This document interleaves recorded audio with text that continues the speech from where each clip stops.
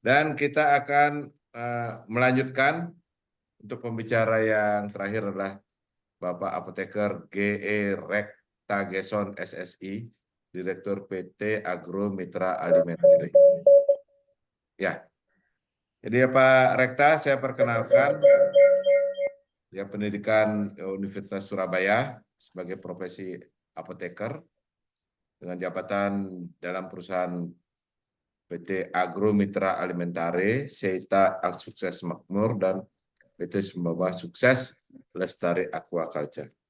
Beliau banyak sekali pengalamannya dalam menggunakan mikrobioma, khususnya dalam bidang aquaculture dan untuk menjaga kesehatan usus ya dengan produknya Pro IM1. Dan hasil penelitian kali ini disampaikan berjudul Multi-Strain Probiotic Supplementation for Managing Type 2 Diabetes and its Comorbidities. Jadi, waktu dan tempat saya persilahkan kepada Pak Rekta Geson untuk mempresentasikan hasil penelitiannya dalam waktu 75 menit ke depan, termasuk tanya jawab. Silakan Pak Rekta. Terima kasih Pak Widi. Apakah suara saya bisa terdengar jelas? Bagus Pak. Iya. Ini sesi terakhir Bapak Ibu ya. Sudah sore, mudah-mudahan semuanya masih tetap semangat. Semangat. Assalamualaikum warahmatullahi wabarakatuh. Shalom, Om Swastiastu, Namo Buddhaya, salam kebajikan, selamat siang semuanya. Pada kesempatan ini, saya mau menyapa dua orang guru saya. Yang pertama, Profesor Subianto, tadi yang menjadi pembicara pertama. Yang terhormat, Profesor Subianto, saya banyak mengucapkan terima kasih untuk bimbingannya selama ini dalam memahami bagaimana pemanfaatan probiotik multistrain sebagai bioprevention, pencegahan maupun sebagai biotreatment berbagai masalah kesehatan. Yang kedua, guru saya yang terhormat Profesor Aji Prayitno, guru saya ketika saya kuliah S1, dan sekarang atas dorongan dari Profesor Subianto dan Profesor Aji, saya kuliah lagi di S2 ya, di Farmasi Klinis, Fakultas Farmasi Universitas Surabaya. Baik, saya akan mempresentasikan hasil penelitian kami bagaimana suplementasi probiotik multistrain dapat menangani penderita diabetes mellitus tipe 2 dan komplikasinya, komorbid. Kebetulan penelitiannya juga dilakukan bersama Fakultas Farmasi Universitas Surabaya, tentu dengan bimbingan Profesor Aji dan Profesor Subianto juga ya. Mohon izin saya memulai presentasi. Tadi Prof. Subianto sudah menyampaikan bahwa Bapak Kedokteran Modern Hippocrates yang hidup 2.500 tahun yang lalu atau 400 sebelum Masehi sudah meramalkan ya bahwa penyakit itu dimulai dari usus. Kesehatan ditentukan oleh kesehatan mikrobiota dan keseimbangannya di usus kita. Ini tadi juga sudah disampaikan ya bahwa ternyata bakteri itu lebih banyak daripada sel tubuh kita dengan perbandingan 10:1 ya. Jadi boleh dikatakan kita ini hanya 10% human. Selebihnya 90% kita ini adalah bakteri. ini tadi juga sudah disampaikan Prof. Subianto, saya hanya mau menekankan bahwa virus juga 5 kali lebih banyak dari bakteri. Berarti kalau bakteri 10 kali lebih banyak, maka virus 50 kali lebih banyak daripada sel tubuh kita ya. Jadi hanya 2%. Virus 98%, kita hanya 2%. Yang lebih dahsyat lagi bahwa lebih dari 99,5% gen yang ada dalam tubuh kita itu adalah milik mikrobiota, bukan gen dari sel tubuh kita sendiri. Kita tahu bahwa gen adalah cetakan berbagai senyawa-senyawa bioaktif di dalam tubuh ya, seperti enzim, hormon, antioksidan, neurotransmitter, ya SCFA, vitamin dan lain-lain. Jadi sangat fungsional sekali ya gen ini, sehingga kalau 99,5% gen di tubuh kita adalah milik dari mikrobiota, maka sesungguhnya seperti tadi juga sudah disampaikan Prof. Subianto, kita yang nunut hidup gitu ya dengan mikrobiota ini. Bukan sebaliknya mikrobiota yang nunut hidup dengan kita. Memang secara volume mikrobiota kecil ya, dia hidup di dalam tubuh kita, tapi secara fungsional kita yang nunut hidup dengan mikrobiota. Oleh karena itu mari kita merawat mikrobiota ini agar dia memberikan manfaat yang sebesar-besarnya untuk kesehatan tubuh kita. Bapak Ibu, ini adalah gambar ya, usus yang sehat. Sesungguhnya bukan hanya usus, tapi juga pipa pernafasan, pipa urogenital juga demikian ya. Kalau kita lihat di bagian yang paling atas itu adalah lubang usus yang berisi makanan ya. Kemudian yang seperti rantai sambung menyambung itu adalah epitel usus ya. Jadi dinding usus kita itu Bapak Ibu bukan seperti karpet yang utuh, tapi seperti pasal ya, kumpulan pasal yang berikatan satu dengan yang lain. Kita lihat di sini antar pasal itu terikat erat ya, karena antar epitel itu ada protein tight junction yang menjadi lem perekatnya, sehingga ikatan antara epitel kuat. Lalu kita lihat pada permukaan epitel itu dilumuri oleh lendir yang dinamakan mukus ya. Nah, gunanya mukus ini menghalangi pelekatan dari patogen mikroba yang merugikan. Kalau di lambung, selain menghalangi pelekatan patogen mikroba yang merugikan, juga melindungi dinding usus dari gerusan asam lambung. Kemudian di bawah dari barisan sel-sel epitel ini kita lihat ada kelenjar getah bening gitu ya. Ada di dalamnya ada sel T, ada sel B.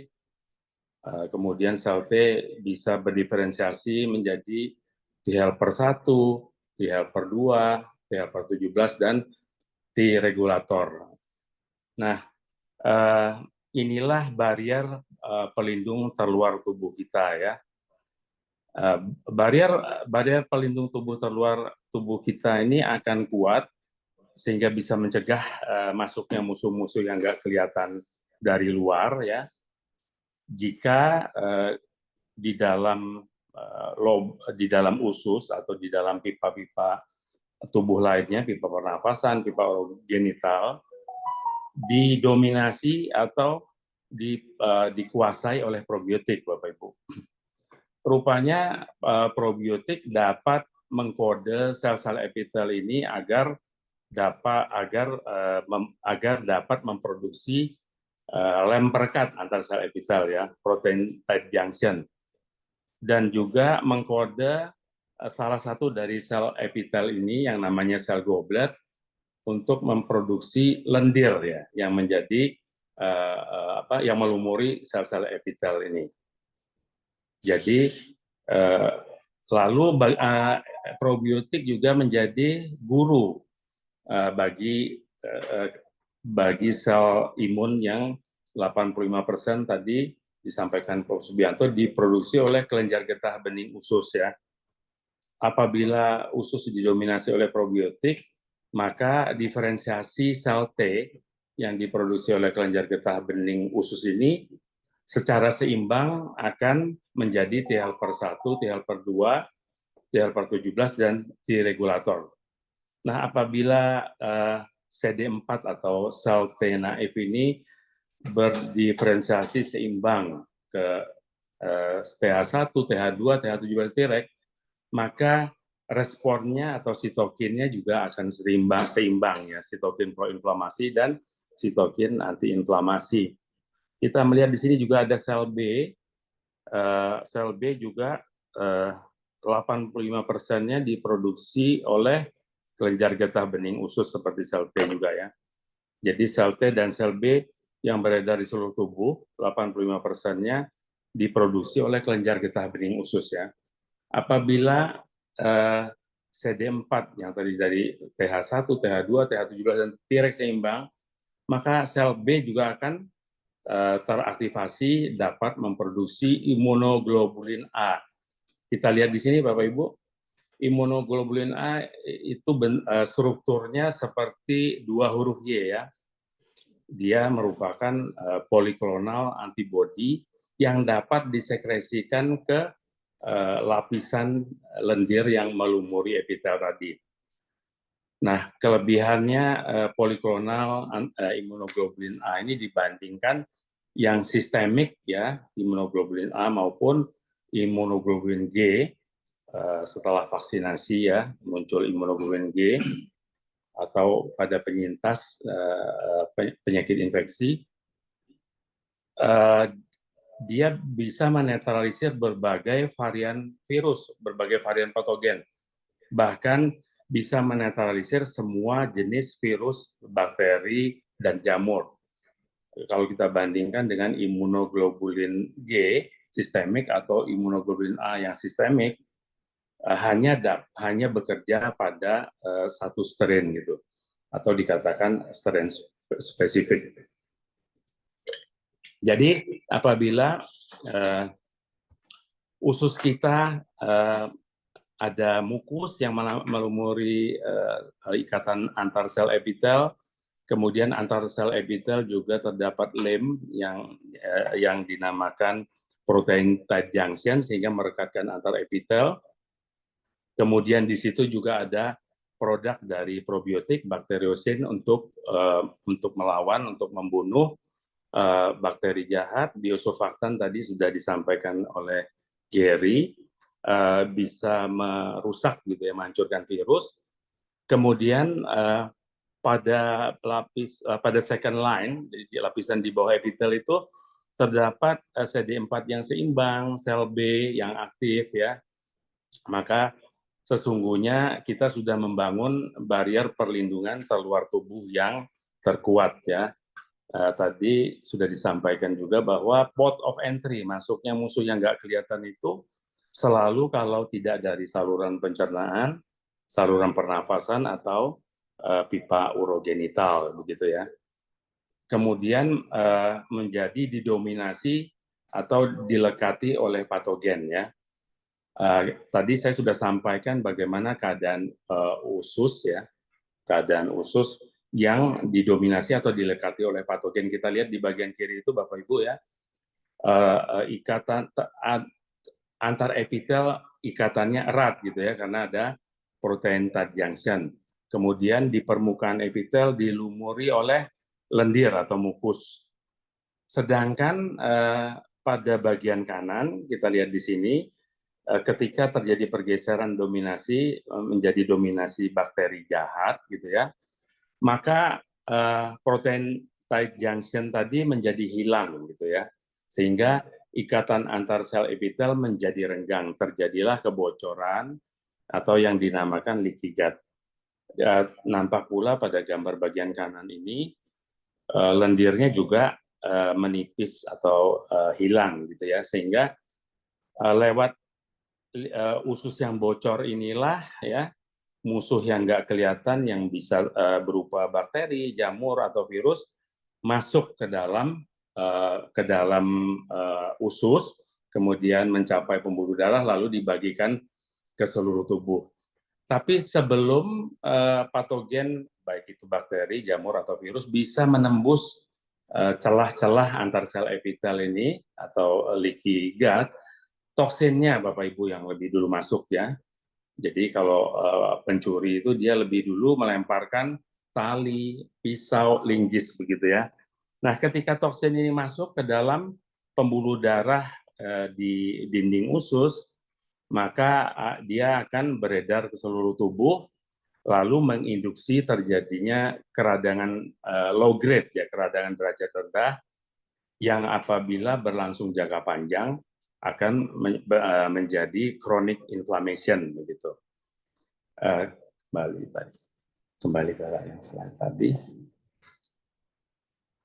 Kita tidak bisa merasakan Bapak Ibu ya, kalau terjadi peradangan pada kulit, misalnya tangan kita terpukul atau teriris atau terbentur ya, atau terbakar, maka tanda-tanda yang seperti ini akan nampak Bapak Ibu ya, nyeri, kemudian demam atau suhu tinggi, merah, kemudian bengkak, yang apabila 4 tanda radang ini parah gitu ya, maka akan terjadi disfungsi organ gitu atau loss of function. Nah, tanda-tanda seperti ini kita bisa menyadari Bapak Ibu, tapi akibat toksin dari mikroba yang merugikan atau patogen di usus, apabila masuk melalui usus yang bocor, itu leaky gut ya, lalu mencapai pembuluh darah dinding usus dibagikan seluruh tubuh, menjadi peradangan yang tidak bisa kita rasakan, Bapak Ibu, yang dinamakan chronic inflammation. Lalu pada organ mana yang terlemah akan bermanifestasi menjadi penyakit, begitu ya. Next. Lalu kami membuat penelitian, Bapak Ibu ya, kalau terjadi radang itu apa sih yang terjadi dengan sel imun dan respon imun ya. Jadi kita lihat pada layar ini Bapak Ibu, probiotik multistrain dimasukkan ke dalam tabung reaksi, tabung ya, semacam tabung reaksi begitu. Seperti juga kalau kita periksa darah dimasukkan semacam tabung ini, kemudian diputar gitu ya, disentrifuge, maka sel-sel darahnya akan mengendap di dasar, lalu bagian sel-sel probiotiknya akan mengendap di dasar, lalu pada bagian di atasnya yang bening itu adalah berisi metabolit probiotik atau produk-produk yang dihasilkan oleh probiotik. Gitu ya. Itulah yang bermanfaat untuk tubuh, untuk kesehatan kita. Probiotiknya ya probiotik itu nempel di usus ya. Kalau dia nempel maka usus akan semakin kuat ya, integritas barrier usus tadi akan semakin kuat. Metabolitnya inilah yang bisa diserap oleh usus, kemudian masuk ke pembuluh darah, dibagikan ke seluruh tubuh. Nah, kemudian pada cawan Petri ini dibiakkan sel makrofag ya, sel line makrofag RAW 264.7 yang dikultur dengan media khusus ya, setelah mencapai kepadatan tertentu, kemudian diinduksi dengan toksin dari Escherichia coli. Nah, jadi ini uji in vitro ini mewakili gitu ya, di usus kita salah satu dari bakteri jahat patogen itu adalah E. coli, yang toksinnya tadi dapat masuk ke dalam pembuluh darah usus melalui kebocoran antar sel epitel gitu. Nah, racun dari E. coli ini adalah LPS, lipopolysaccharide gitu ya. Jadi kultur dari sel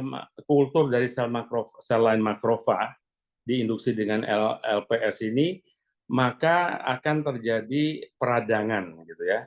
Peradangan kalau di tangan tadi kita bisa merasakan sebagai demam, merah, nyeri, panas gitu ya. Nah, secara biomolekuler yang terjadi seperti ini, Bapak Ibu. Nah, ini ada 6 sitokin ya atau respon imun. Jadi respon imun itu berupa protein yang dinamakan sitokin. Ada protein yang memicu terjadinya peradangan. Ada di sini kita lihat interferon gamma, interleukin 1 beta, TNF alpha, interleukin 8 dan TGF beta. Lalu respon imun yang antiinflamasi, sitokin antiinflamasi diwakili oleh interleukin 10. Nah, apabila terjadi peradangan, maka respon imun proinflamasi, sitokin proinflamasi ini akan terjadi lonjakan. Akan terjadi lonjakan seperti kita lihat interferon gamma terjadi lonjakan sebesar hampir 5 kali, Bapak Ibu. Kemudian interleukin 1 terjadi lonjakan hampir 4,5 kali. TNF alpha lebih dari 3 kali, interleukin 8 terjadi lonjakan lebih dari 7 kali, TGF beta terjadi lonjakan 3 kali lebih. Nah, menariknya Bapak Ibu, apabila kita mengalami peradangan, sitokin antiinflamasi itu akan drop gitu ya, menjadi tinggal 60%-nya ya. Inilah yang dinamakan terjadinya peradangan gitu. Peradangan adalah proses tubuh kita untuk melawan musuh yang nggak kelihatan tadi, Bapak Ibu ya, agar kita dapat melumpuhkan atau menghancurkan musuh yang nggak kelihatan. Tapi reaksi radang itu tidak boleh berkepanjangan atau kronis ya, karena kalau berlangsung jangka panjang akan menyebabkan kematian sel atau nekrosis dan lain-lain ya. Dalam presentasi kali ini radang yang berkepanjangan yang namanya chronic inflammation tadi, walaupun kita nggak bisa merasakan ya seperti radang pada kulit, tapi bisa menyebabkan terjadinya kerusakan insulin ya. Insulin yang sensitif menjadi resisten, lalu menjadi gula darah yang tinggi atau hiperglikemi gitu. Baik. Di sini Bapak Ibu kita lihat bahwa peradangan derajat rendah tadi akibat toksin yang masuk melalui usus yang bocor, leaky gut, beredar ke seluruh tubuh ya, dalam jangka panjang, kronis, menjadi chronic inflammation. Nah, chronic inflammation inilah yang menjadi hampir semua penyebab penyakit. Coba kita lihat pada layar ini, Bapak Ibu, hampir semua penyakit ada di sini ya. Tapi kali ini kita bagikan penelitian probiotik multistrain yang manfaatnya untuk penanganan penderita diabetes mellitus tipe 2. Kita tahu bahwa diabetes mellitus ada 2 macam ya, Bapak Ibu. Yang tipe 1 biasanya menyerang bayi begitu ya. Terjadi kerusakan pankreas sehingga penderita diabetes mellitus tipe 1 tidak memiliki insulin. Sehingga sebelum makan biasanya disuntik dulu dengan insulin pen pada perut bawah atau lengannya gitu ya. Nah, apabila menyerang orang dewasa sampai lansia, biasanya itu adalah diabetes mellitus tipe 2. Gitu. Apakah bisa disembuhkan begitu ya? Ini mitos atau fakta? Kita akan bahas selanjutnya ya, dengan ditutup nanti dengan hasil penelitian. Secara patogenesis ya, diabetes mellitus tipe 2 ini yang selalu diajarkan guru saya Profesor Subianto. Kalau belajar penyakit itu belajar jangan titik pijaknya dimulai dari patofisiologi resi peradangannya, tapi hendaknya kita belajar dari asal muasalnya gitu ya, patogenesis.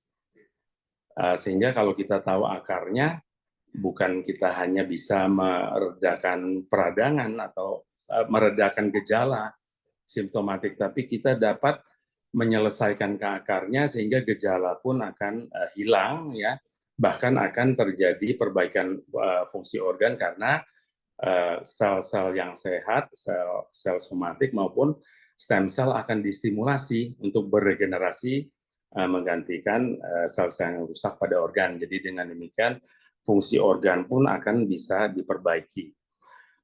Nah, patogenesis diabetes mellitus tipe 2 ada dua, Bapak Ibu, ya. Yang pertama, karena kekurangan hormon insulin.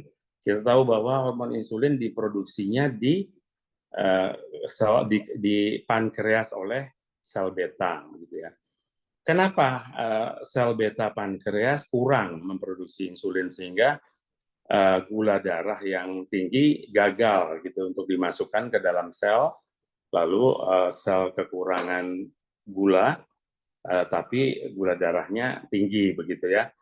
Rupanya kalau kita mempelajari mikrobiota usus, ya, apabila terjadi pergeseran dominasi dari dominasi yang menguntungkan probiotik tadi menjadi dominasi yang merugikan atau patogen, terjadilah yang namanya gut dysbiosis. Rupanya gut dysbiosis menyebabkan usus kita kekurangan metabolit atau produk dari probiotik yang namanya SCFA, short chain fatty acid, ya. Nah, rupanya short chain fatty acid ini dibutuhkan oleh salah satu sel epitel tadi yang seperti puzzle, ya, berikatan sambung menyambung itu adalah sel K dan sel L, ya, K sel dan L sel. K sel dan L sel ini membutuhkan SCFA untuk memproduksi hormon inkretin.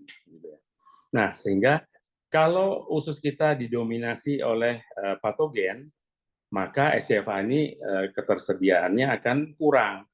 Karena SCFA kurang, maka K sel dan L sel memproduksi inkretin sedikit, gitu ya, atau tidak cukup. Jadi dengan demikian juga sel beta pankreas akan memproduksi insulin yang sedikit juga, gitu ya. Ini patogenesis pertama. Kemudian patogenesis yang kedua adalah insulin tadi yang sudah diproduksi oleh pankreas mengalami kerusakan, gitu ya, atau terjadi resistensi. Insulin kita tahu, Bapak Ibu, adalah hormon yang tugasnya menjadi pengantar gula untuk masuk ke dalam sel. Sehingga gula bisa dimetabolisir oleh sel menjadi energi, sehingga sel bertenaga, organ berfungsi dengan baik, tubuh menjadi energik atau kuat, begitu ya. Nah, bagaimana insulin yang sensitif bisa menjadi resisten, ya? Rupanya terjadinya peradangan kronis tadi, Bapak Ibu, ya, itu membuat insulin yang resisten, insulin yang sensitif menjadi resisten, ya. Peradangan derajat rendah seluruh tubuh dan dalam jangka waktu yang panjang akibat toksin seperti LPS tadi atau yang lain, trimetilamin, kemudian flagelin dan seterusnya masuk ke pembuluh darah usus, begitu, dibagikan ke seluruh tubuh, ya. Apa yang terjadi, Bapak Ibu, apabila terjadi peradangan kronis pada katakanlah sel otot, begitu ya, sel otot gerak, sel otot lurik. Setelah insulin berikatan pada reseptornya, ini reseptornya, ya.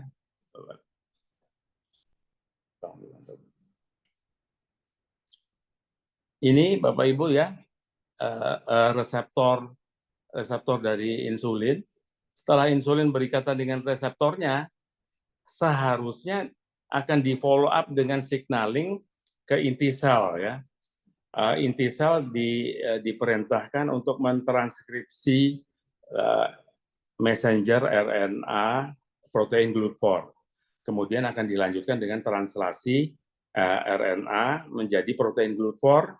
Setelah protein GLUT4 diproduksi, ditransportasi ke membran sel yang menjadi pintu masuk atau mulut glukosa masuk gitu.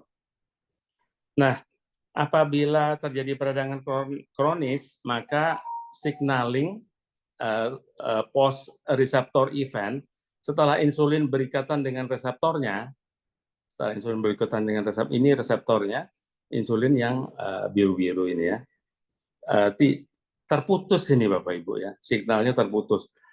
Berarti tidak terbentuk protein GLUT4, berarti tidak ada pintu masuk glukosa masuk ke dalam sel, sehingga gula darah tinggi tidak bisa masuk ke dalam sel, atau dengan kata lain insulin gagal untuk memasukkan gula ke dalam sel.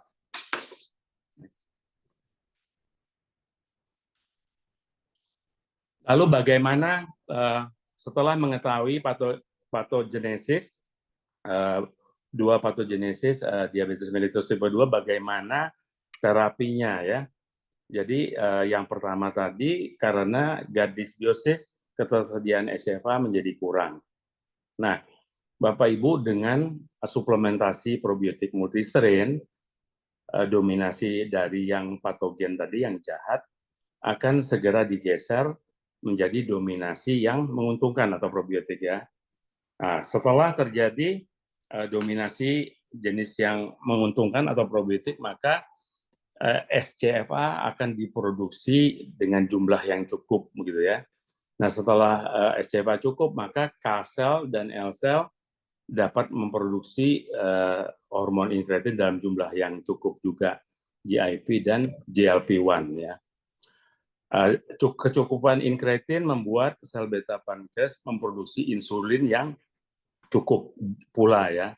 Jadi sesuai dengan glukosa yang ada di dalam darah, glukosa darah gitu. Nah, probiotik multistrain juga yang cair gitu ya, di samping mengandung atau terdapat probiotik yang hidup, sudah tersedia SCFA ya sebagai metabolit aktifnya ya. Jadi di samping diproduksi oleh probiotik di dalam mikrobiota usus, SCFA itu sudah terdapat dari dalam produk begitu ya. Next. Kemudian terhadap patogenesis yang kedua ya. Kalau ikatan insulin tadi dengan reseptornya, insulin dengan reseptornya ini tidak dilanjutkan dengan signaling ke inti sel untuk mentranskripsi RNA GLUT4, kemudian dilanjutkan dengan translasi protein GLUT4, lalu ditransportasi ke membran sel, maka peradangan kronis ini akan diredakan dengan segera oleh antiinflamasi alami yang merupakan metabolit aktif dari probiotik multistrain. Jadi probiotik multistrain yang cair, liquid ya, di samping memiliki metabolit aktif SCFA tadi, juga ada antiinflamasi alami yang sudah terdeteksi seperti embelin, gingerol, diallyl sulfide, dan 16-alfa hidroksisteron yang bekerja dengan pathway yang berbeda untuk meredakan peradangan kronis gitu. Nah, jadi dengan demikian antiinflamasi ini dapat segera meredakan peradangan kronis ya. Dalam pengalaman kami, pengamatan kami, dosis pertama 15 mili probiotik multistrain itu sudah dapat menurunkan kadar gula darah sebesar 20 sampai 30 poin begitu. Kemudian gut dysbiosis tadi yang artinya mikrobiota usus yang didominasi oleh patogen atau jenis yang merugikan. Dengan suplementasi probiotik multistrain akan terjadi pergeseran. Usus kembali akan didominasi oleh probiotik atau mikroba yang menguntungkan. Nah, istilahnya adalah eubiosis ya. Nah, gut eubiosis seperti tadi yang sudah saya sampaikan di depan ya, itu menjadi modulator, menjadi guru bagi sel T yang 85% diproduksi oleh kelenjar getah bening di usus. Ya, sel T naif ya T0 yang diproduksi oleh kelenjar getah bening ini akan dimodulasi diferensiasinya ke T helper 1, T helper 2, T helper 17 dan T regulator. Maka otomatis akan ada keseimbangan juga antara sitokin-sitokin dari sel-sel T ini. Terjadi keseimbangan antara sitokin proinflamasi dan sitokin antiinflamasi ya. Seimbangnya sitokin proinflamasi dan antiinflamasi maka peradangan menjadi reda ya. Respon imun menjadi proper begitu ya. Seimbangnya sitokin ini mengaktifasi sel-sel imun seperti natural killer T cell, mengaktifasi sel B untuk memproduksi antibodi, bisa menjadi perlawanan yang efektif ketika terjadi serangan musuh seperti bakteri, jamur, atau virus yang merugikan ya. Tapi juga keseimbangan ini bisa mencegah terjadinya respon imun yang berlebihan atau reaksi autoimun akibat serangan-serangan sel imun kita. Karena sitokin antiinflamasi dapat meredakan gitu ya, dapat meredakan dapat meredakan kerusakan-kerusakan akibat kerja dari sitokin proinflamasi yang berkepanjangan atau reaksi autoimun gitu. Kita lihat secara biomolekuler Bapak Ibu seperti apa redanya radang. Tadi saya sudah sampaikan sebelumnya bahwa radang karena terjadi lonjakan dari sitokin proinflamasi ya, begini ya. Ini ada 5 dan drop sitokin antiinflamasi. Lalu bagaimana setelah di treatment dengan metabolit dari probiotik multistrain? Kita lihat di sini Bapak Ibu ya, yang berwarna-warni ini. Interferon gamma turun mendekati baseline-nya. Interleukin 1 turun mendekati baseline-nya. TNF-alpha turun mendekati baseline. Interleukin 8 turun mendekati baseline. TGF-beta turun mendekati baseline. Dan interleukin 10 yang tadinya drop ya naik mendekati baseline. Inilah Bapak Ibu yang dikatakan sebagai keseimbangan respon imun. Jadi kalau tadi terjadi peradangan kronis ya, sitokin proinflamasi lebih dominan daripada sitokin antiinflamasi, maka radang itu reda karena sudah terjadi keseimbangan antar kedua sitokin ini. Next, kembali ke yang tadi. Kembali. Tidak yang bukan. Yang sebelumnya. Nah, jadi resistensi insulin diperbaiki kembali menjadi sensitif dalam waktu yang singkat, Bapak Ibu ya. Karena peradangan kronis itu dapat segera diredakan aktivitas dari antiinflamasi alami ya, seperti embelin, gingerol, dianyl sulfide, 16-alfa hidroksisteron, dan ya gut eubiosis, pergeseran dari dominasi yang jahat tadi kembali menjadi dominasi yang menguntungkan, itu juga akan memodulasi, akan menyeimbangkan antar sel T di dalam kelompok CD4 ya. Dengan demikian juga akan terjadi keseimbangan antara sitokin-sitokinnya ya. Nah, jadi setelah terjadi peradangan kronis reda, maka protein GLUT4 akan diproduksi kembali oleh sel, kemudian ditransportasi ke membran sel. Dengan demikian gula akan dapat dimasukkan ke dalam sel. Gula darah akan turun, Bapak Ibu.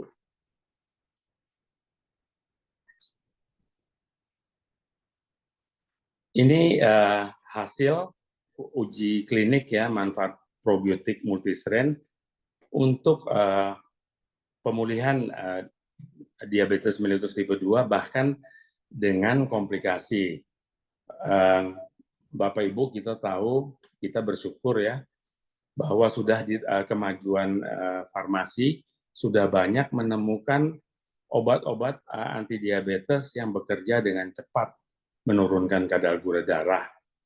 Tapi masih menyisakan permasalahan atau belum bisa menuntaskan, belum bisa menyelesaikan sampai tuntas.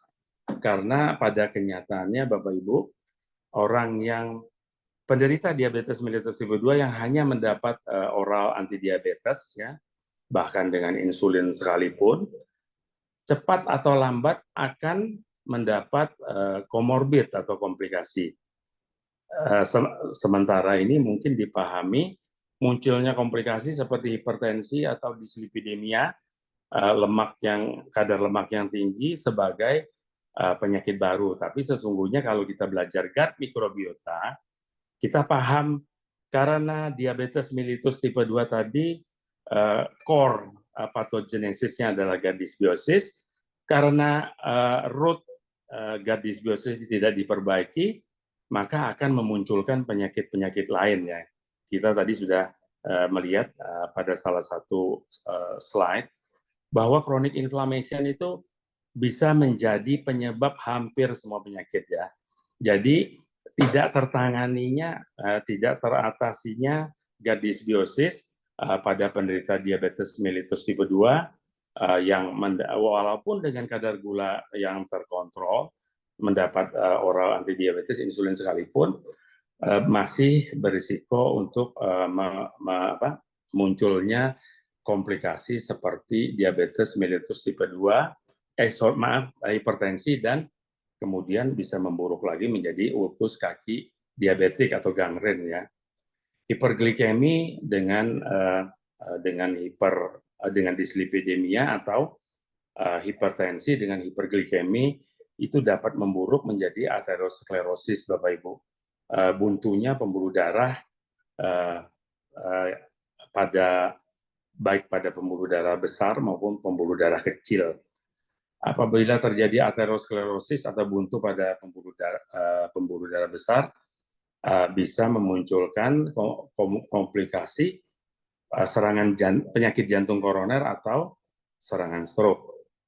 Apabila terjadi aterosklerosis atau buntu pada pembuluh darah kecil atau mikrovaskular, ya, itu bisa muncul komplikasi seperti nefropati, kerusakan ginjal, kegagalan ginjal, atau bisa juga pada mata yang dengan akibat penglihatan menjadi kabur, bahkan bisa sampai fatal menimbulkan kebutaan, atau tangan atau kaki yang kebas, gitu ya, geringgingan, itu karena terjadi kerusakan pembuluh darah mikro pada tangan dan kaki yang akibatnya karena saraf di perifer nggak mendapat asupan nutrisi dan oksigen yang cukup, maka terjadi kerusakan juga, ya, sehingga terjadi neuropati.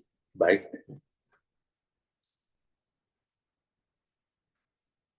Ya, ada dua penelitian, ya. Yang pertama, efek pemberian probiotik multistrain terhadap profil glukosa darah dan komorbidnya hipertensi, Bapak Ibu, ya.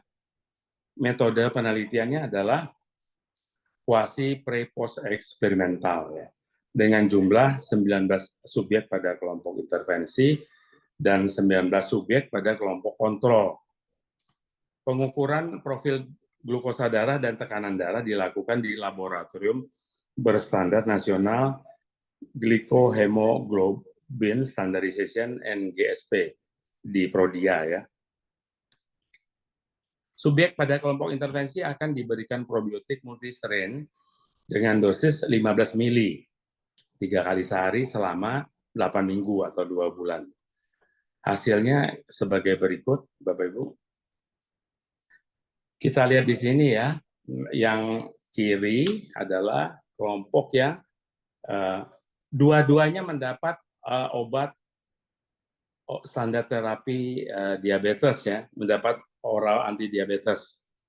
Kelompok intervensi selain mendapat standar terapi diabetes diberi Pro M1. Sedangkan pada kelompok kontrol tidak diberi probiotik multistrain. Yang kita lihat di sini adalah pada kelompok yang diberi probiotik multistrain, HbA1c-nya terjadi penurunan yang signifikan, ya. Ini Prof. Aji baru ngajari saya. Apabila P-nya signifikansi levelnya kurang dari 0,05, maka ini artinya penurunan ini berbeda bermakna, begitu ya. Nah, sedangkan pada kelompok kontrol terjadi penurunan juga HbA1c, tapi tidak berbeda bermakna ya. Hanya 0,8, jauh lebih besar daripada 0,05. Lalu penurunan pada kelompok intervensi HbA1c, penurunan HbA1c pada kelompok intervensi penurunannya dibandingkan dengan penurunan pada kelompok kontrol berbeda bermakna lagi ya, 0,018 ya, kurang dari 0,05. Lalu tekanan sistoliknya, hipertensinya diukur sistolik dan diastol. Rupanya tekanan sistolik 142 turun ke 134. Turunnya berbeda bermakna ya, 0,034 ini kurang dari signifikansi level 0,05. Sedangkan pada kelompok kontrol turunnya hanya 0,42, tidak berbeda bermakna. Tapi penurunan sistol pada kelompok intervensi dibandingkan penurunan sistol pada kelompok kontrol tidak berbeda bermakna. Bagaimana dengan diastol? Itu tidak terjadi penurunan ya, karena sifat dari probiotik yang membangun mikrobiota usus tadi bekerja bukan hanya pada satu arah atau satu sisi ya, dia bekerja pada dua sisi. Kalau tekanan tinggi dia turunkan tapi hanya sampai homeostasis. Begitu juga tekanan yang rendah akan dinaikkan tapi hanya sampai homeostasis. Begitu juga tadi pada respon imun, pada ketika terjadi proses peradangan, respon imun tinggi ya, sitokin proinflamasi dominan, tapi diturunkan hanya sampai homeostasis, bukan diturunkan sampai terjadi sebaliknya ya. Respon imun antiinflamasi lebih dominan, orang jatuh pada keadaan low imun yang malah berisiko dengan terjadinya infeksi dan kanker begitu. Next. Penelitian kedua untuk diabetes mellitus tipe 2 juga dengan komplikasi luka kaki yang tidak nutup ya, terjadi infeksi gitu, gangren. Metodenya sama juga Bapak Ibu ya, metodenya quasi pre-post eksperimental untuk melihat efek pemberian probiotik multistrain selama 8 minggu juga ya, 2 bulan terhadap penurunan kadar gula darah puasa, gula darah 2 jam setelah makan, HbA1c, kemudian WBC, sel darah putih ya, dan laju endap darah. White blood cell dan LED ini dipakai menjadi parameter infeksi pada luka kaki diabetik ya. Subjeknya 20 pada kelompok intervensi dan 20 pada kelompok kontrol. Selain mengukur gula darah, WBC dan LED, diukur juga interleukin 6 yang menjadi parameter biasanya kalau terjadi infeksi gitu ya, peradangan karena infeksi. Dilakukan di laboratorium berstandar nasional Glycohemoglobin Standardization PRODIA. Setiap subjek pada kelompok intervensi diberi probiotik multistrain 15 mili sehari 3 kali selama 8 minggu. Hasilnya demikian, Bapak Ibu.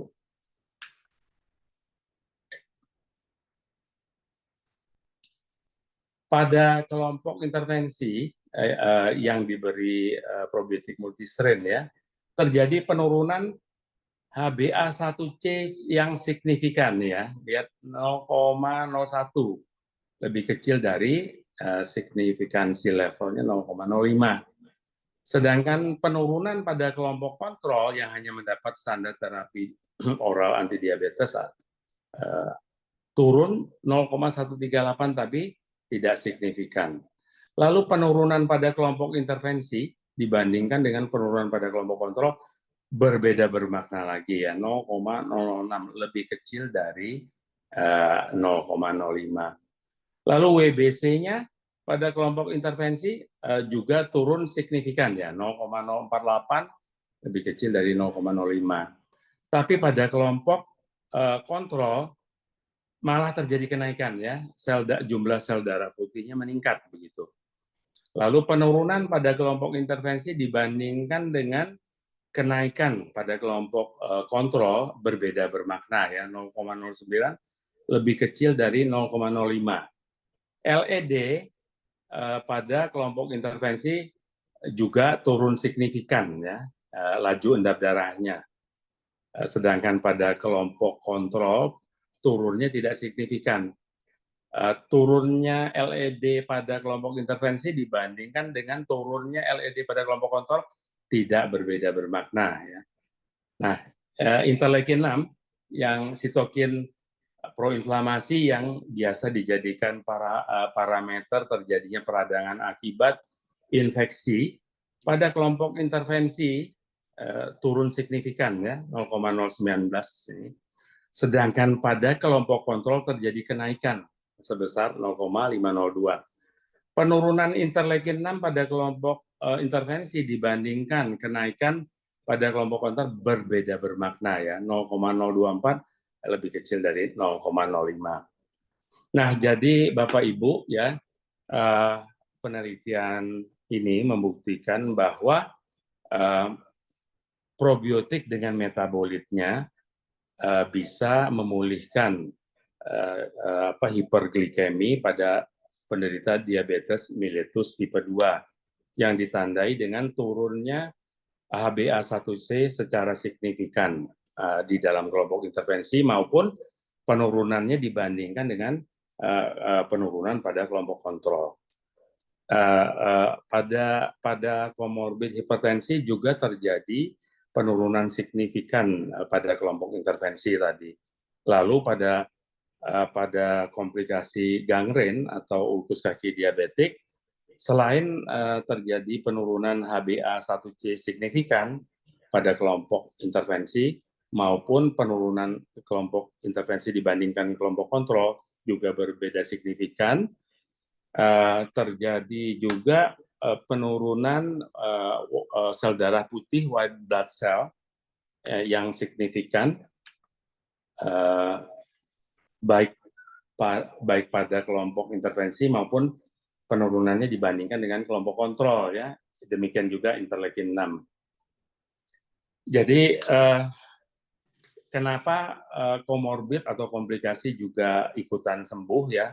Ini membuktikan bahwa tadi yang disampaikan oleh Profesor Subianto, dari 2.500 tahun yang lalu sesungguhnya Bapak kedokteran modern sudah meramalkan hal ini, bahwa sehat, sakit, dan meninggalnya orang itu ditentukan bagaimana mikrobiota ususnya, apakah didominasi oleh jenis yang menguntungkan atau probiotik, atau didominasi oleh jenis yang merugikan atau patogen, begitu ya.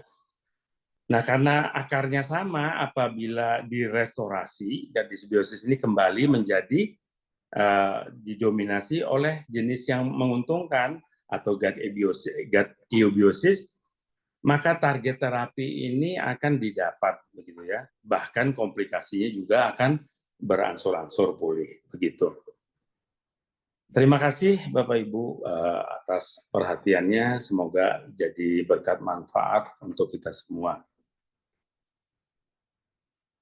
Terima kasih Pak Rekta.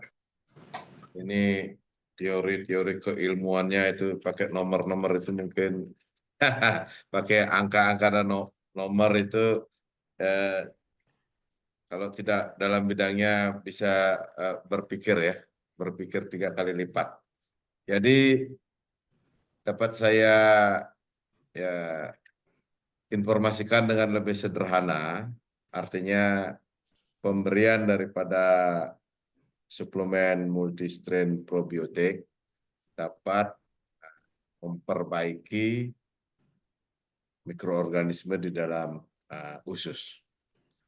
Kemudian dengan perbaikan itu, mikroorganisme itu bekerja untuk bisa mengurangi dysbiosis menjadi eubiosis.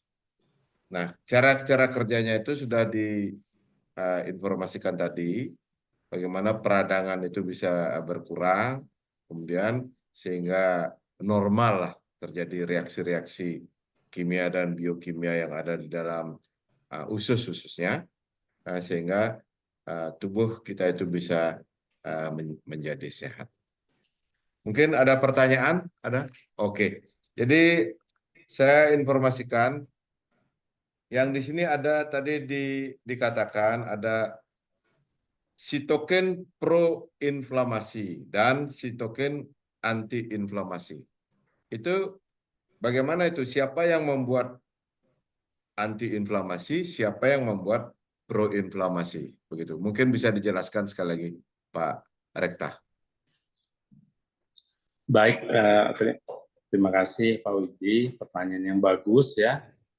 Jadi saya mungkin mengambil perumpamaan ya, suatu negara akan aman apabila memiliki jumlah tentara yang cukup untuk melindungi penduduknya ya. Tapi apakah tentara yang cukup itu negara akan aman, gitu ya? Belum tentu Pak Widi ya. Tentara itu harus dididik. Mungkin Dokter Biman yang lebih tahu ya, dididik di pelatihan pusat pendidikan gitu, militer. Setelah dididik, harapannya tentara itu memiliki karakter yang normal begitu. Dia akan tegas ya terhadap musuh yang mengancam masuk. Kalau musuh negara kelihatan Pak Widi, dia harus tegas untuk melindungi warga, untuk melindungi penduduk. Nah, menjadi masalah kalau tentara itu karakternya tidak normal gitu. Misalnya tentara itu tidur-tiduran gitu ya, malas. Jadi musuh masuk dibiarkan beraksi di depan matanya. Itu adalah keadaan yang low imun, respon imun yang rendah ya. Sehingga musuh mudah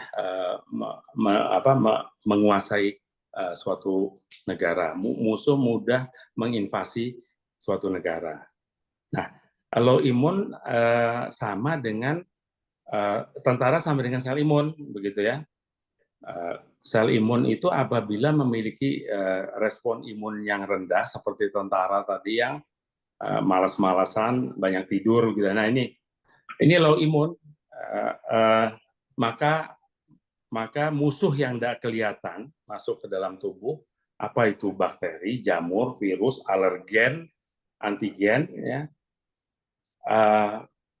akan mudah menguasai tubuh, begitu ya. Jadi mereka akan membiak banyak tidak terkendali, atau kalau antigen, alergen dia akan, saya kira enggak ya, patogen ya. Bakteri, jamur, virus akan berbiak tidak terkendali karena sel kita dipakai untuk beranak atau bereplikasi, sel kita juga dibajak gitu ya ke dalam, maka akan terjadi kerusakan atau kegagalan organ begitu.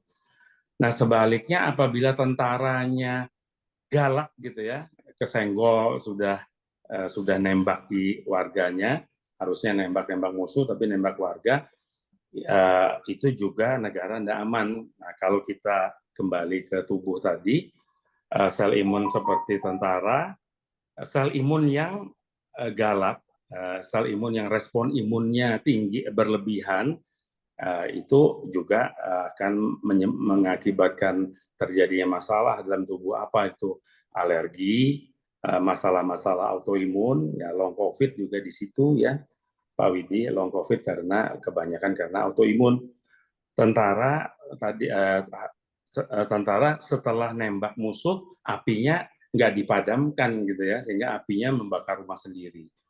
Nah, sistem imun tubuh dengan respon imun yang over berlebihan ya, seperti tentara tadi dalam suatu negara galak, kesenggol warga aja dia sudah nembak, ini akan mengakibatkan masalah kesehatan juga ya.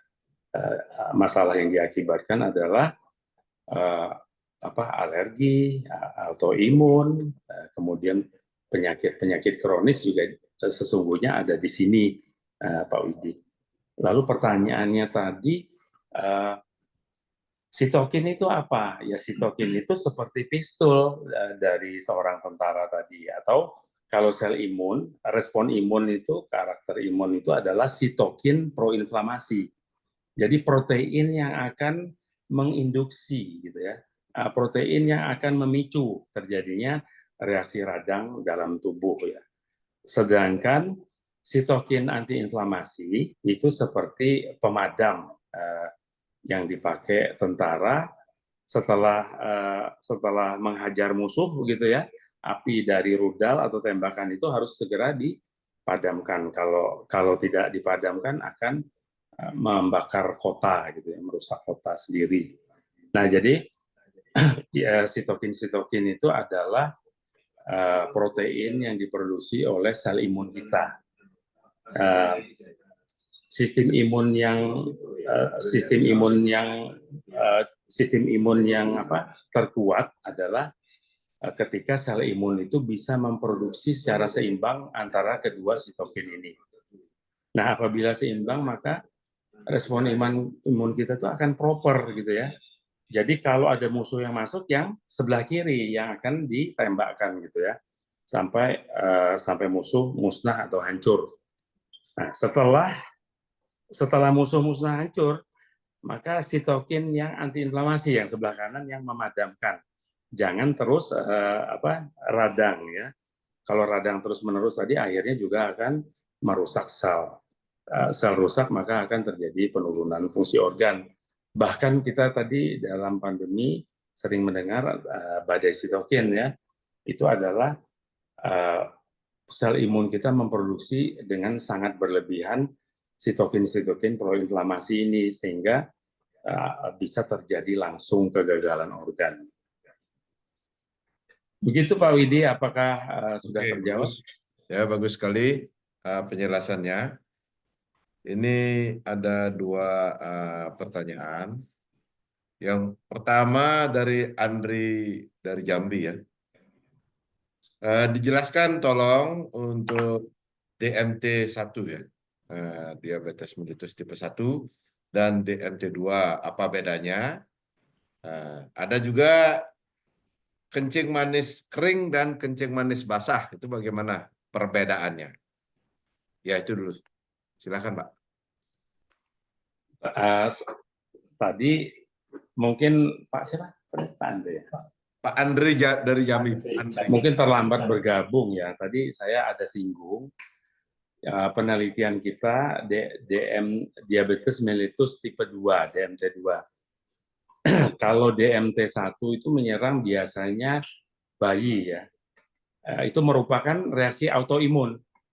Jadi sel imunnya memproduksi sitokin, sitokinnya proinflamasi merusak pankreasnya si bayi ini tadi. Sehingga kerusakan pankreas bayi akibatnya bayi tidak memiliki insulin gitu ya. Jadi sebelum makan biasanya disuntik dengan suntik insulin menggunakan insulin pen gitu.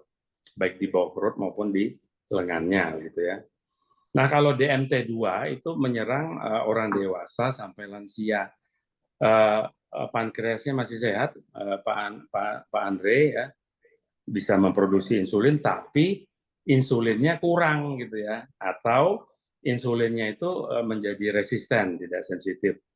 Bisa juga keduanya gitu, insulinnya kurang, kemudian sudah kurang resisten lagi, itu akan lebih parah ya.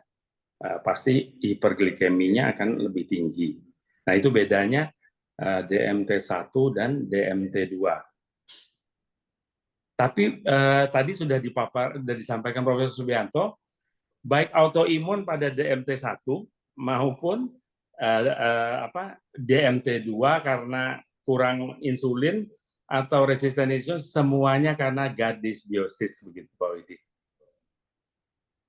Gut dysbiosis ya. Ketika usus bayi atau orang dewasa bahkan lansia didominasi oleh jenis yang merugikan atau patogen, itu menjadi akar dari semuanya ya. Patogenesis dari semuanya. Lalu luka kering dengan luka basah ya. Ya saya kira itu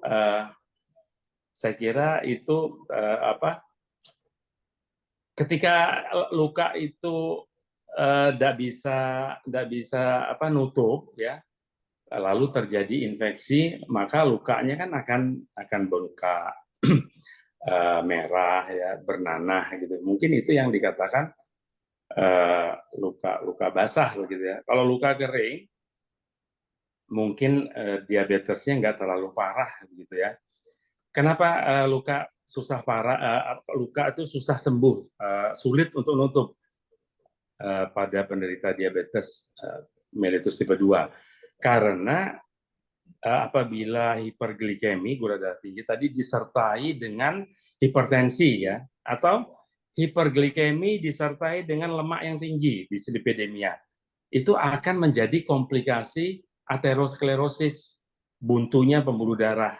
Nah, kalau buntu pembuluh darah itu terjadi di kaki, pembuluh darah besar ya, lalu luka pada telapak kaki, karena biasanya juga ulkus kaki diabetik itu diawali dengan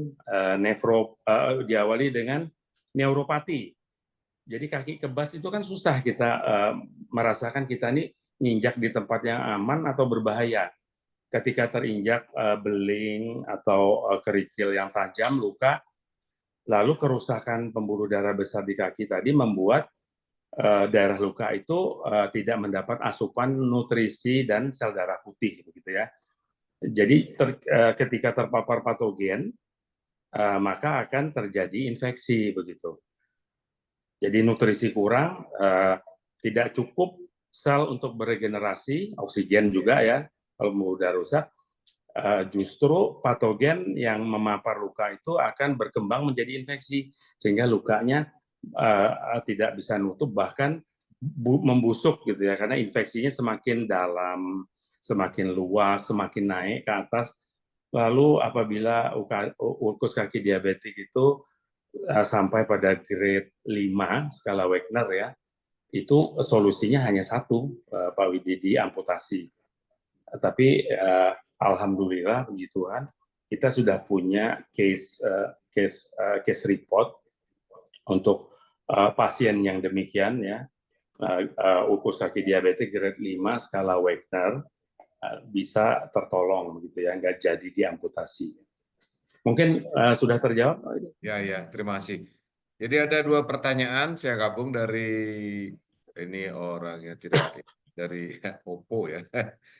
Nah, bagaimana caranya meyakinkan dengan konsumsi Pro IM1 ini atau multi-strain probiotik itu bisa bagus atau baik untuk penyembuhan daripada diabetes, penderita diabetes tipe 2. Dan yang dari Putu Damayasa dari NTT, berapa konsumsi kebutuhan probiotik per hari untuk setiap orang? Terima kasih, Pak. Seperti yang kami lakukan dalam dua penelitian tadi, itu aturan pakainya sehari 3 kali 15 mili, Pak Widi. Kenapa seperti itu? Karena tadi patogenesis atau akarnya adalah gut dysbiosis, tentu menggeser dominasi yang patogen tadi menjadi dominasi yang menguntungkan atau probiotik ya. Diperlukan frekuensi dan dosis yang cukup gitu ya. Nah, jadi dalam uji klinik itu sehari 3 kali 15 mili begitu. Supaya segera terjadi restorasi dari gut dysbiosis menjadi eubiosis. Setelah gut eubiosis maka akan diikuti dengan penurunan kadar gula darah karena insulin diproduksi menjadi cukup ya, dan resistensi insulin diperbaiki kembali menjadi sensitif gitu. Itu yang pertama. Yang kedua, untuk setiap hari bagaimana?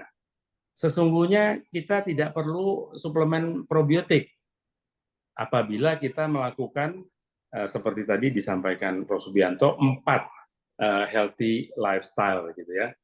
Yang pertama, kita cukup tidur. Yang kedua, olahraga teratur atau beraktivitas ya. Jangan malas gerak gitu. Lawannya tidur cukup tadi begadang gitu ya Pak Widi. Lalu yang ketiga, harus mau makan buah dan sayur yang mengandung serat, di samping makan daging dan yang manis-manis ya. Kemudian yang keempat, ini yang pengaruhnya paling besar, kita harus bisa mengelola emosi. Jangan sampai kita jatuh pada kondisi stres atau depresi ya.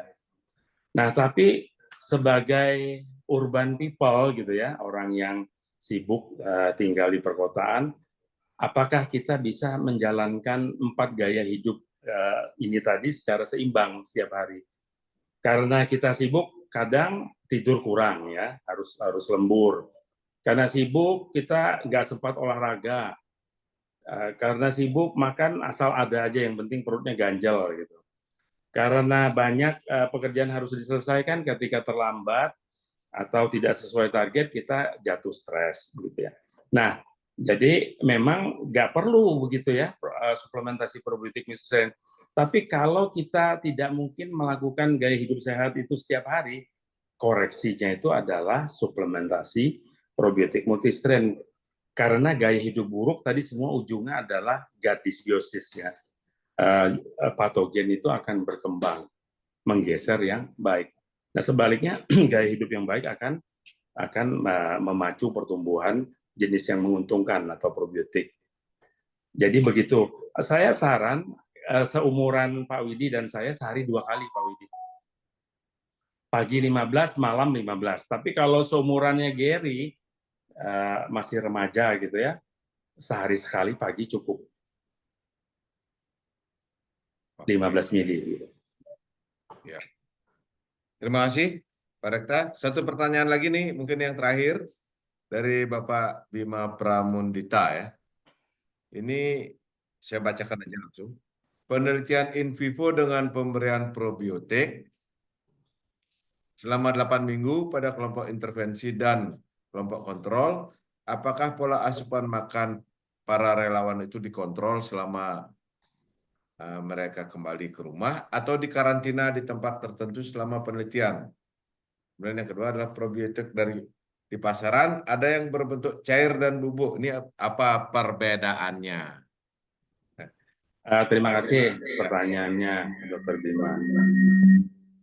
Jadi pada uji klinik ini subjeknya memang tidak rawat inap ya, tapi rawat jalan gitu. Cuman dikontrol, dimonitor. Ada pasien ini dikelompok-kelompokkan, kemudian ada petugas yang mengontrol bagaimana kepatuhannya mengkonsumsi produk uji, bagaimana makannya dan aktivitas yang lain, apakah mengalami efek samping, kejadian tidak diinginkan gitu ya. Jadi walaupun ini rawat jalan tapi terkontrol gitu semuanya. Kemudian yang kedua, apa perbedaan probiotik yang kering dan cair ya. Jadi semua probiotik itu awalnya cair gitu ya. Jadi bibit probiotik diberi makanan, kemudian pada kepadatan yang tertinggi biasanya dikeringkan gitu dengan cara dipanaskan suhu tinggi atau dibekukan dengan suhu sangat rendah ya. Nah, disinilah bisa terjadi masalah pada penelitian prinsipal kita Emro Okinawa Jepang ya. Proses pengeringan dengan suhu sangat tinggi atau dibekukan dengan suhu sangat rendah itu merusak sel probiotik sebanyak 85-90%. Jadi selnya yang masih utuh itu pun dorman ya, dia tidur. Padahal definisi probiotik menurut WHO yang dijadikan acuan BPOM kita, FDA seluruh dunia, setiap negara seluruh dunia adalah bakteri hidup yang bila diberikan dalam jumlah yang cukup akan memberikan manfaat kesehatan. Nah, jadi yang probiotik serbuk itu dia belum hidup, dia dorman, dia perlu ketemu dengan cairan baik di lambung sampai di usus supaya dia menjadi aktif gitu ya. Jadi sedangkan yang probiotik multistrain cair ya, produk kami semua bakterinya hidup gitu, dan memproduksi metabolit aktifnya. Jadi ibarat tentara tadi, dia sudah memegang senjata begitu ya. Jadi seperti yang saya sampaikan tadi, pada dosis pertama 15 mili, orang yang hiperglikemi katakanlah 200 lebih gula darahnya ya, itu sudah bisa dalam hitungan 1 jam akan terjadi penurunan 20 sampai 30 poin ya. Itu aktivitas dari apa? Aktivitas dari metabolit aktifnya SCFA tadi untuk memacu pankreas memproduksi insulin dengan jumlah yang cukup. Antiinflamasi alaminya meredakan peradangan kronis sehingga insulin yang tadinya resisten diperbaiki kembali menjadi sensitif ya. Jadi kecepatan menurunkan kadar gula darah itu merupakan aktivitas dari metabolit aktif ini, Pak Widi. Jadi yang cair kesimpulannya itu bisa manfaat bisa didapatkan dengan segera karena metabolit aktif itu sudah tersedia gitu ya, dan probiotiknya hidup juga. Bakteri bekerja bukan secara fisik ya dengan taring atau cakarnya gitu ya, tapi dia bekerja dengan metabolit aktifnya. Mungkin terjawab Pak Widi? Ya, bagus sekali.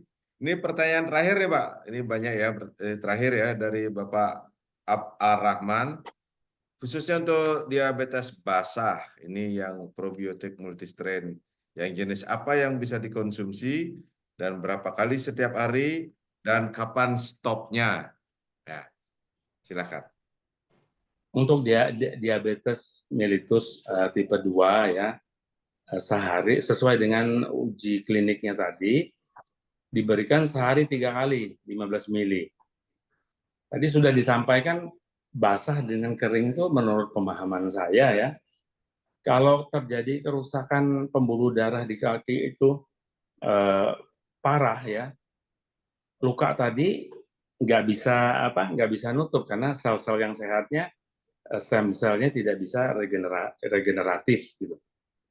Asupan nutrisi dan oksigen ke daerah luka itu nggak nyampe ya. Ditambah lagi apabila terpapar patogen, patogen itu punya kesempatan untuk jadi banyak menginfeksi luka itu ya. Lewat pembuluh darah kan juga dikirimkan bukan hanya nutrisi oksigen, tapi juga sel darah putih, sel imun ya. Nah, jadi kalau lukanya kering, saya kira itu kerusakan makrovaskular pada kaki itu belum parah gitu ya. Logistik yang dikirim ke daerah luka itu masih bisa nyampe gitu. Nutrisi, oksigen, sel darah putih. Sedangkan kalau kerusakan makrovaskular pada kaki itu sudah parah, asupan logistik terputus gitu ya, lukanya nggak bisa nutup, malah semakin parah karena infeksinya semakin dalam, semakin ke atas, yang pada akhirnya bisa berujung pada amputasi. Oke, kapan selesai apa diputus minum probiotik itu? Pertanyaan yang menarik ya. Tadi kalau nyimak presentasi dari Profesor Subianto, kita butuh probiotik itu sejak kita di dalam rahim ibu. Ya, ternyata organogenesis ya, pertumbuhan organ janin itu memerlukan probiotik yang ada di usus ibu. Baik probiotik maupun metabolitnya bisa dikirim ke air ketuban, cairan amnion. Lalu bisa dikirim juga ke bayi melalui plasenta rupanya. Jadi rupanya ibu hamil itu mengalami leaky gut ya, tapi ringan. Yang tadi sel epitel berikatan erat itu dia agak renggang ya. Kenapa? Karena ibu hamil perlu lebih banyak mengirimkan nutrisi kepada janinnya di dalam rahim ya, agar nutrisi itu lebih mudah dikirim dari ususnya ibu ke janin sehingga melalui mungkin mekanisme hormonal ya, jadi sedikit merenggang gitu ya. Nah rupanya renggangnya ini metabolit probiotik itu bisa dikirim, bahkan probiotiknya juga menurut Profesor Subianto tadi bisa berada pada cairan air ketuban, cairan amnion, dan bisa masuk ke tubuh bayi melalui plasenta, begitu ya. Dengan demikian, mendapat probiotik dan metabolit probiotik dari ususnya ibu, organ-organ bayi itu akan tumbuh dimulai dari usus, kemudian otak ya, dan seterusnya. Lalu bagaimana setelah bayi dilahirkan? Penelitian membuktikan bahwa probiotik itu akan mencapai jumlah tertingginya ketika kita berusia 1000 hari atau 3 tahun. Kalau kita dilahirkan lewat jalan lahir secara normal, bukan seksio ya, sesar. Dan kita mendapat ASI, minum air susu ibu gitu ya. Probiotik kita akan mencapai puncaknya ketika berusia 3 tahun atau 1000 hari. Setelah itu seiring usia, probiotik itu akan menurun jika tidak ada intervensi ya, ini secara alami. Nah, sebaliknya patogen, setelah kita dewasa beranjak ke lansia, patogen itu akan bertambah. Nah, di sini kita tahu bahwa kodrat lansia itu pasti disbiosis, sehingga orang tua itu akan rentan dengan infeksi, akan rentan dengan penyakit kronis, rentan dengan masalah autoimun, rentan dengan penyakit kanker juga ya. Nah, oleh karena itu kita memerlukan probiotik itu sejak kita di dalam janin. Jadi ibu hamil tuh seharusnya mulai suplementasi probiotik. Begitu juga lansia ya. Kemudian remaja apakah tidak perlu ya? Kalau dia tidak bisa menjalankan 4 gaya hidup setiap hari tadi secara seimbang, koreksinya itu adalah suplementasi probiotik. Lebih-lebih bayi yang dilahirkan dengan dengan seksio lalu tidak diberi ASI gitu ya, itu yang lebih memerlukan suplementasi probiotik. Oke, terima kasih Pak Rekta karena waktu yang membatasi kita. Mungkin kalau ada yang ingin informasi lebih dalam tentang hasil-hasil penelitian dari suplementasi probiotik, silakan hubungi Bapak Rekta Geson. Sebagai kesimpulan daripada hasil seminar Earth Saving Revolution, bagaimana mengelola mikrobiom untuk meningkatkan produktivitas pertanian, kelestarian lingkungan, anti-aging dan umur panjang daripada manusia. Ini sangat bermanfaat sekali. Yang pertama dari pembicara Bapak Rizali Anasar dengan praktek dan penelitiannya dalam bidang probiotik khusus untuk pertanian. Jadi terus membuat suplementasi dengan aktivasi daripada teknologi IM dan produknya. Kemudian juga Master Atsushi Ogawa di Jepang dengan pemurnian air danau di Provinsi Mie, itu juga dia memasukkan probiotik atau mikrobiom melalui namanya dango, teknologi EM dengan dango dicemplungkan ke bawah dan juga menggunakan sejenis batako dari arang dan juga semen untuk memasukkan probiotik.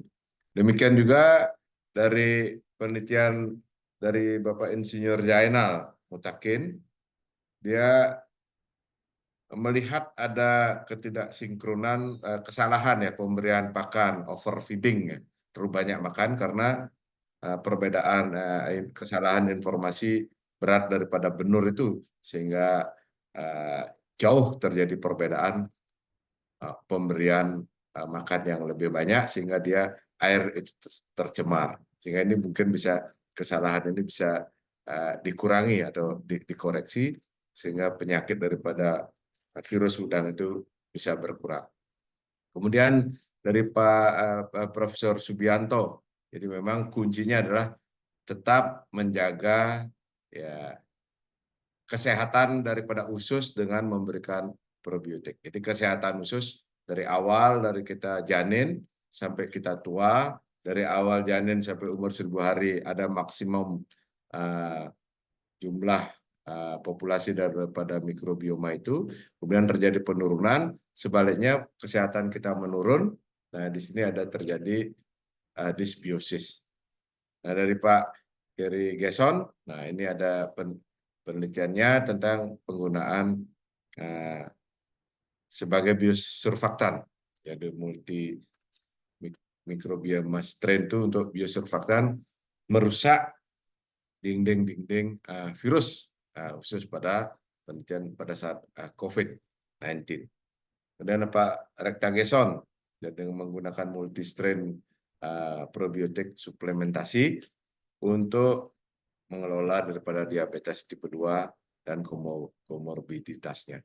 Ini sangat bermanfaat. Jadi pertanyaan yang terakhir adalah sampai kapan kita selesai? Artinya sampai terus kita bisa mengelola kesehatan usus kita diri sendiri, karena kesehatan kita berasal dari usus. Dan tugas kita lah yang bisa menjaga kesehatan usus tadi dengan yang pertama cukup tidur, berolahraga atau bergerak, kemudian makan yang bagus, seimbang, buah dan sayur yang disebut dengan prebiotik, banyak serat, kemudian bagaimana mengelola emosi, jadi jangan stres.